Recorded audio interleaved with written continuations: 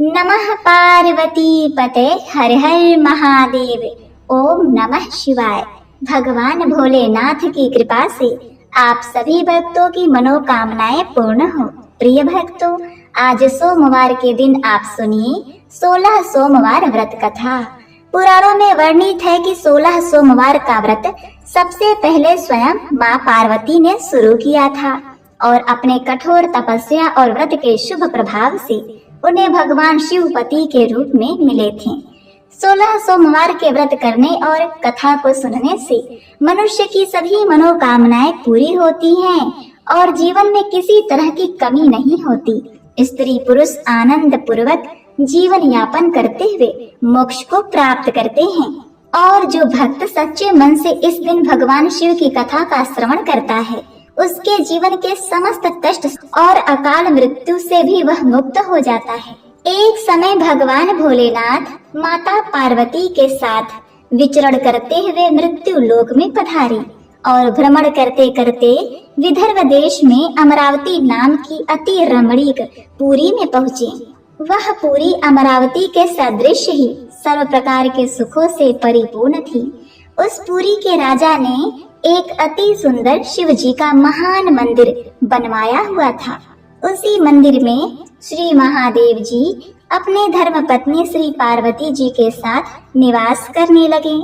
एक समय पार्वती जी ने अपने पति महादेव जी को प्रसन्नचित देखकर मन बहलाने की इच्छा से उनसे चौसर खेलने का आग्रह किया। भगवान भोलेनाथ ने अपने प्राणों से भी प्यारी पत्नी पार्वती जी के साथ चौसर खेलना आरंभ किया। उसी समय उस मंदिर का पुजारी पूजा के निमित्त मंदिर में आया और श्री पार्वती जी ने उस पुजारी ब्राह्मण से प्रश्न किया कि हे पुजारी, इस चौसर की बाजी में किसकी जीत होगी? तो भाग्यवश उस ब्राह्मण ने बिना सोचे विचारे बोल उठा, इस चौसर के खेल में महादेव जी ही विजयी होंगे। प्रिय भक्तों, परंतु हुआ इसके विरुद्ध और थोड़ी देर में बाजी समाप्त होने पर माता पार्वती विजयी हुई। माता पार्वती वह चौसर का खेल जीत गई। इस पर पार्वती जी ब्राह्मण के झूठ बोलने के कारण उन्होंने झूठ बोलने के अपराध में उस ब्राह्मण को कोढ़ी होने का श्राप दिया। अब शिव जी और पार्वती जी उस मंदिर से कैलाश पर्वत लौट गए। पार्वती जी के श्राप के कारण पुजारी कोढ़ी हो गया। नगर के स्त्री पुरुष उस पुजारी की परछाई से दूर रहने लगे। कुछ लोगों ने राजा से पुजारी के कोढ़ी हो जाने की शिकायत की, तो राजा ने किसी पाप के कारण पुजारी को कोढ़ हो गया है ऐसा विचार कर उन्होंने उसे मंदिर से निकलवा दिया। उसकी जगह दूसरे ब्राह्मण को पुजारी बना दिया। कोढ़ी पुजारी मंदिर के बाहर बैठकर भिक्षा मांगने लगा। कई दिनों के पश्चात स्वर्गलोक की कुछ अप्सराएं उस मंदिर में पधारी और उसे देखकर कारण पूछा, तो पुजारी ने निसंकोच होकर भगवान शिव जी और पार्वती जी के द्वारा चौसर खेलने और पार्वती जी के श्राप देने की सारी कहानी सुनाई। तब अप्सराओं ने पुजारी से 16 सोमवार का विधिवत व्रत करने को कहा। पुजारी द्वारा पूजन विधि पूछने पर अप्सराओं ने कहा कि सोमवार के दिन सूर्योदय से पहले उठकर स्नान आदि से निवृत्त होकर स्वच्छ वस्त्र पहनकर आधा सेर गेहूं का आटा लेकर उसके 3 अंग बनाना, फिर घी का दीपक जलाकर गुड़ नैवेद्य बेलपत्र चंदन अक्षत फूल जनेऊ का जोड़ा लेकर प्रदोष काल में भगवान शिव की पूजा अर्चना करना। पूजा के बाद 3 अंगों में एक अंग भगवान शिव को अर्पित करके एक आप ग्रहण करें। शेष 2 अंगों को भगवान का प्रसाद मानकर वहां उपस्थित स्त्री पुरुषों और बच्चों को बांट देना। इस तरह व्रत करते हुए जब 16 सोमवार बीत जाए तो 17वें सोमवार को एक पाव आटे की बाटी बनाकर उसमें घी और गुड़ मिलाकर चूरमा बनाना, फिर भगवान शिव को भोग लगाकर वहां उपस्थित स्त्री पुरुष और बच्चों को प्रसाद बांट देना। इस तरह 16 सोमवार व्रत करने और व्रत कथा सुनने से भगवान शिव तुम्हारे कोढ़ को नष्ट करके तुम्हारी सभी मनोकामनाएं पूरी कर देंगे। इतना कहने के बाद अप्सराएं पूजा पाठ करके स्वर्गलोक को चली गई। पुजारी ने अप्सराओं के कथनानुसार 16 सोमवार का विधिवत व्रत किया। उसके फलस्वरूप भगवान शिव जी की अनुकंपा से उसका कोढ़ नष्ट हो गया, वह ठीक हो गया। तो राजा ने उसे फिर मंदिर का पुजारी बना दिया। वह मंदिर में भगवान शिव की पूजा करता आनंद से जीवन व्यतीत करने लगा। अब कुछ ही दिनों बाद पुनः पृथ्वी का भ्रमण करते हुए भगवान शिव और पार्वती जी उस मंदिर में पधारे। स्वस्थ पुजारी को देखकर पार्वती जी ने आनंद से उनके रोग मुक्त होने का कारण पूछा। तो पुजारी जी ने उन्हें 16 सोमवार व्रत करने की सारी कथा सुनाई। पार्वती जी भी इस व्रत की बात सुनकर बहुत प्रसन्न हुई और उन्होंने पुजारी से इसकी विधि पूछकर स्वयं 16 सोमवार का व्रत आरंभ किया। पार्वती जी उन दिनों अपने पुत्र कार्तिकेय के नाराज होकर दूर चले जाने से बहुत चिंतित रहती थी। वे कार्तिकेय जी को लौटा लाने के लिए अनेक उपाय कर चुकी थी, लेकिन कार्तिकेय जी लौटकर उनके पास नहीं आ रहे थे। 16 सोमवार का व्रत करते हुए पार्वती जी ने भगवान शिव से कार्तिकेय के लौटने की मनोकामना की। व्रत समापन के तीसरे दिन सचमुच कार्तिकेय जी वापस लौट आए। भगवान कार्तिकेय ने अपने हृदय परिवर्तन के संबंध में पार्वती जी से पूछा, हे माँ, आपने ऐसा कौन सा उपाय किया था जिससे मेरा क्रोध नष्ट हो गया और मैं वापस लौट आया? तब माता पार्वती ने कार्तिकेय जी को 16 सोमवार के व्रत की कथा कह सुनाई।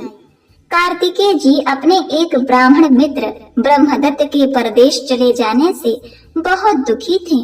उनको वापस लौटने के लिए कार्तिकेय जी ने 16 सोमवार का व्रत करते हुए ब्रह्मदत्त के वापस लौट आने की कामना प्रकट की। व्रत के समापन के कुछ ही दिनों बाद मित्र लौट आया। ब्राह्मण पुत्र ने कार्तिकेय से कहा, प्रिय मित्र, तुमने ऐसा कौन सा उपाय किया था जिससे परदेश में मेरे विचार एकदम परिवर्तित हो गए और मैं तुम्हारा स्मरण करते हुए लौट आया। कार्तिकेय जी ने अपने मित्र को भी 16 सोमवार के व्रत की कथा विधि सुनाई। ब्राह्मण मित्र व्रत के बारे में सुनकर बहुत प्रसन्न हुआ।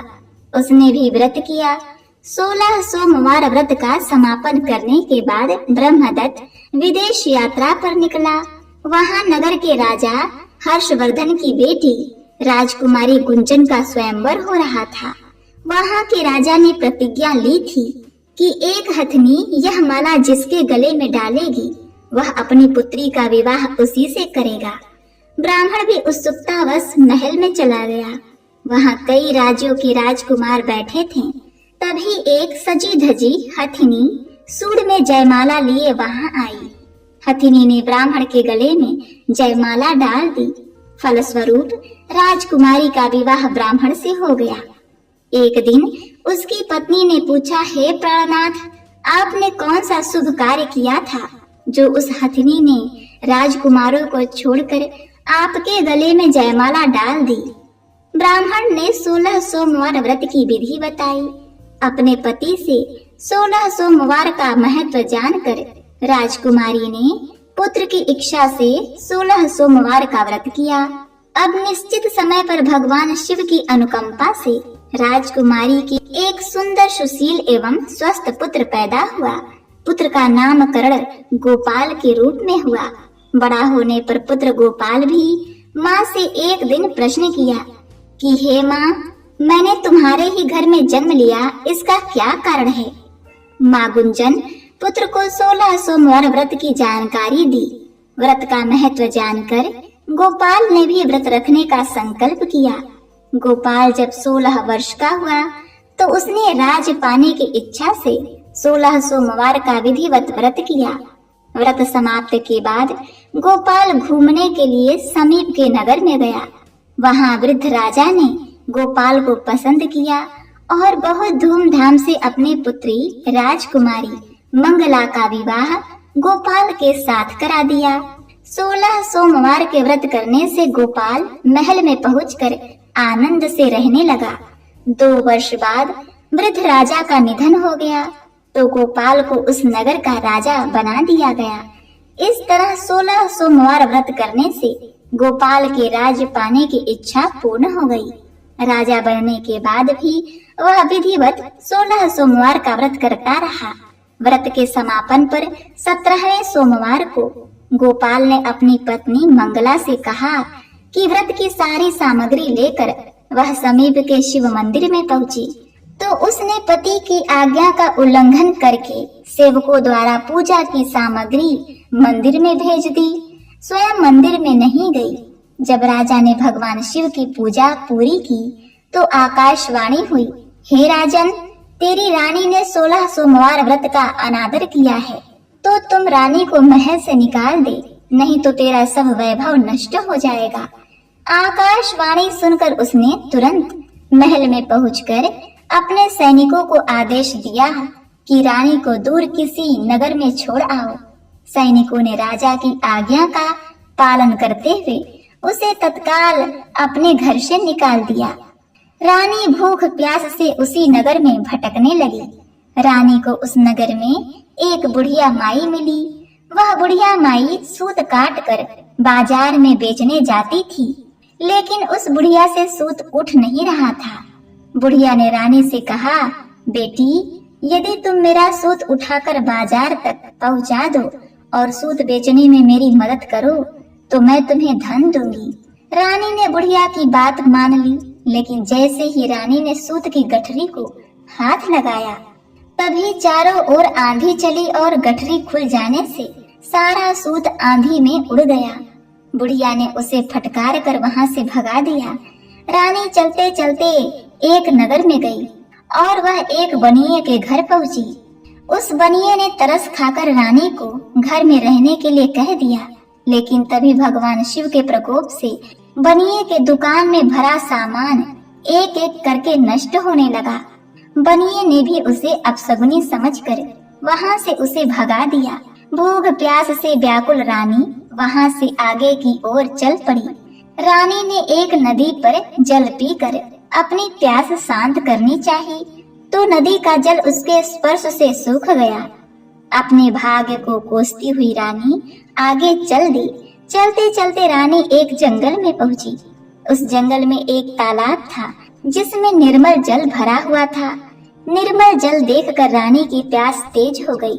जल पीने के लिए रानी ने तालाब की सीढ़ियां उतरकर जैसे ही जल को स्पर्श किया तभी उस जल में असंख्य कीड़े उत्पन्न हो गए। रानी ने दुखी होकर उन गंदे जल को पीकर अपनी प्यास शांत की। रानी ने एक पेड़ की छाया में बैठकर कुछ देर आराम करना चाहा, तो उस पेड़ के पत्ते पल भर में सूख कर बिखर गए। रानी दूसरे पेड़ के नीचे जाकर बैठी। जिस पेड़ के नीचे बैठती वह सूख जाता। वन और सरोवर की यह दशा देखकर वहां के ग्वाले बहुत हैरान हुए। ग्वाले रानी को समीप के मंदिर में पुजारी जी के पास ले गए। रानी के चेहरे को देखकर पुजारी जान गए कि रानी अवश्य किसी बड़े घर की है, भाग्य के कारण दर दर भटक रही है। पुजारी ने रानी से कहा, पुत्री, तुम कोई चिंता मत करो, मेरे साथ इस मंदिर में रहो, कुछ ही दिनों में सब कुछ ठीक हो जाएगा। पुजारी की बातों से रानी को बहुत ही सांत्वना मिली। रानी उस मंदिर में रहने लगी। रानी भोजन बनाती तो सब्जी जल जाती, आटे में कीड़े पड़ जाते, जल में बदबू आने लगती। पुजारी भी रानी के दुर्भाग्य से बहुत चिंतित होते हुए बोले, हे पुत्री, अवश्य ही तुमसे कोई अनुचित काम हुआ है जिसके कारण देवता तुमसे नाराज हैं और उनकी नाराजगी के कारण ही तुम्हारी यह दशा हुई है। पुजारी की बात सुनकर रानी ने अपने पति के आदेश पर मंदिर में न जाकर शिव की पूजा नहीं करने की सारी कथा सुनाई। पुजारी ने कहा, हे पुत्री, अब तुम कोई चिंता नहीं करो, कल सोमवार है और कल से तुम 16 सोमवार के व्रत करना शुरू कर दो। भगवान शिव अवश्य तुम्हारे दोष को क्षमा कर देंगे। पुजारी की बात मानकर रानी ने 16 सोमवार के व्रत आरंभ कर दिए। रानी ने सोमवार का व्रत करके शिव की विधिवत पूजा अर्चना की तथा व्रत कथा सुनने लगी। जब रानी ने 17वें सोमवार को विधिवत व्रत का समापन किया तो उधर उसके पति राजा के मन में रानी की याद आई। राजा ने तुरंत अपने सैनिकों को रानी को ढूंढने लाने के लिए भेज दिया। रानी को ढूंढते हुए सैनिक मंदिर में पहुंचे और रानी से लौटकर चलने के लिए कहा। पुजारी ने सैनिकों से मना कर दिया और सैनिक निराश होकर लौट गए। उन्होंने लौटकर राजा को सारी बात बताई। राजा स्वयं उस मंदिर में पुजारी के पास पहुंचे और रानी को महल से निकाल देने के कारण पुजारी जी से क्षमा मांगी। पुजारी ने राजा से कहा, यह सब भगवान शिव के प्रकोप के कारण हुआ है। इतना कहकर रानी को विदा किया। राजा के साथ रानी महल में पहुंची। महल में बहुत खुशियां मनाई गई। पूरे नगर को सजाया गया। राजा ने ब्राह्मणों को अन्न, वस्त्र और धन का दान दिया। नगर में निर्धनों को वस्त्र बांटे गए। रानी 16 सोमवार का व्रत करते हुए महल में आनंद पूर्वक रहने लगी। भगवान शिव की अनुकंपा से उसके जीवन में सुख ही सुख भर गए। 16 सोमवार के व्रत करने और कथा के सुनने से मनुष्य की सभी मनोकामनाएं पूरी होती हैं और जीवन में किसी तरह की कोई कमी नहीं होती। स्त्री पुरुष आनंद पूर्वक जीवन यापन करते हुए मोक्ष को प्राप्त करते हैं। तो प्रेम से बोलिए ओम नमः शिवाय, नमः पार्वती पते, हर हर महादेव। हे भगवान भोलेनाथ, जैसे आप रानी पर प्रसन्न हुए वैसे अपने सभी भक्तों पर प्रसन्न रहना। उन्हें सुख, समृद्धि और आरोग्य का वरदान देना। प्रिय भक्तों, आइए अब श्रवण करते हैं भगवान शिव जी की आरती। ओम जय शिव ओंकारा, स्वामी जय शिव ओंकारा, ब्रह्मा विष्णु सदा शिव अर्धांगी धारा। ओम जय शिव ओंकारा, स्वामी जय शिव ओंकारा, एकानन चतुरानन पंचानन राजे, हंसानन गरुड़ासन वृषवाहन साजे। ओम जय शिव ओंकारा, स्वामी जय शिव ओंकारा, ओम जय शिव ओंकारा। दो भुज चार चतुर्भुज, 10 भुज अति सोहे, मेरे गुण रूप निरखते त्रिभुवन जन मोहे। ओम जय शिव ओंकारा, अक्षय माला वन माला मुंड माला धारी, त्रिपुरारी कंशारी करमाला धारी। ओम जय शिव ओंकारा, ओम जय शिव ओंकारा, स्वामी ओम जय शिव ओंकारा। श्वेतांबर पीतांबर बाघंबर अंगे, सनकादिक गरुडादिक भूतादिक संगे। ओम जय शिव ओंकारा, ओम जय शिव ओंकारा, स्वामी जय शिव ओंकारा।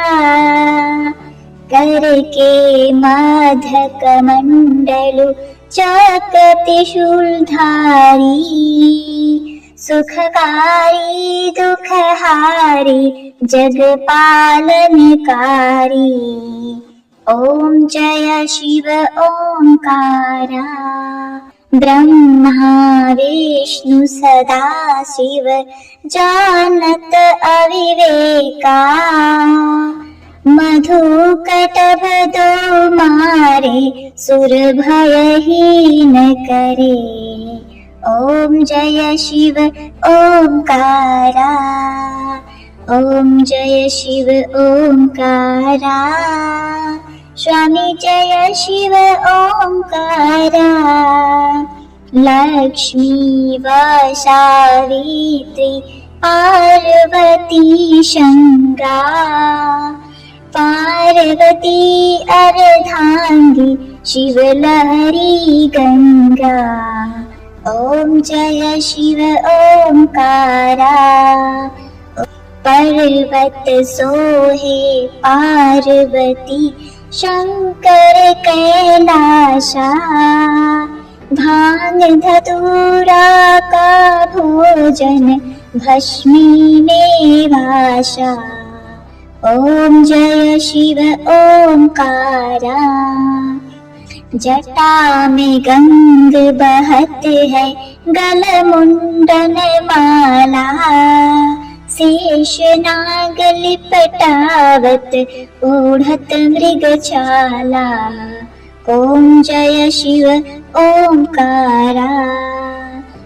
काशी में विराजे विश्वनाथ नंदी ब्रह्मचारी।